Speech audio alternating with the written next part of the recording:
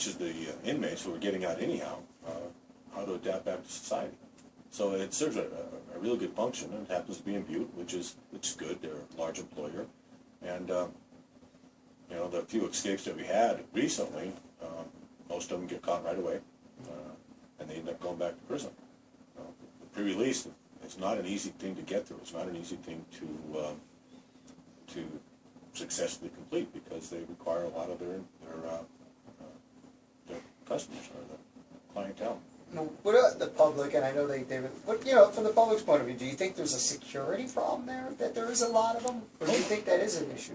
No, I don't think there's a security issue at all. I mean, again, they're transitioning from being in a secure facility to a non-secure facility. And the inmates have to, or the clients have to make that transition. If they don't, they get sent back to prison. You have to understand, they're going to get out no matter what anyhow. They're going to get paroled sooner or later, and then there isn't a transition for them. They have to adapt on their own. At least this provides them with the ability to get a job, adapt, try to find a place to live, and stuff before they are set out on their own. People often have an image of, and you've heard it, about the pre-release center, and they call it a prison uptown, and they think it negatively affects uptown. Some people have you heard these criticisms? You've heard criticisms. Well, not a whole lot of criticism. I hear more positive than I hear criticism. They do. There is a lot of. He does have quite a few clients in the uptown area. Most of them are working throughout the city of Butte. They're required to take walks and stuff, and you'll see them walking around the uptown area. But as far as any vandalism or anything like that from his clientele, or the CCCS clientele, we don't have that many calls on that type of stuff. I mean, the city of Butte uses them to clean up after their festivals. They work in cleaning up the streets and stuff, and I think they play an important role in the city.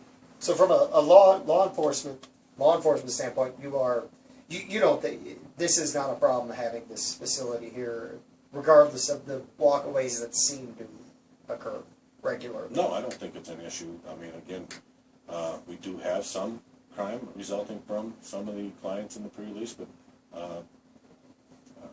it's a very low percentage. Most of them succeed and go elsewhere and make lives elsewhere in the state. What happens to them if they do get caught? I mean, they have to abide by certain rules, but the ones that, when they get caught violating or escaping, They go back to prison. I mean, they'll have a hearing. They'll get charged with escape, and since it's another charge, most of them will end up going back to Montana State Prison. So they do end up paying the consequence there. How long have they been there? I believe since about 1984, but you'd have to ask Mike Thatcher that, somewhere in that area. Are they? Do you think it affects property value or anything like that? Economically, does it have an impact at all, do you think? Well, I think they've taken some uptown buildings that weren't being used for anything, that were vacant, and turned them into viable buildings in the uptown Butte. They built new buildings in uptown Butte, so I think actually, as far as business goes, I think it helps the uptown area. They're one of the largest employers in Butte.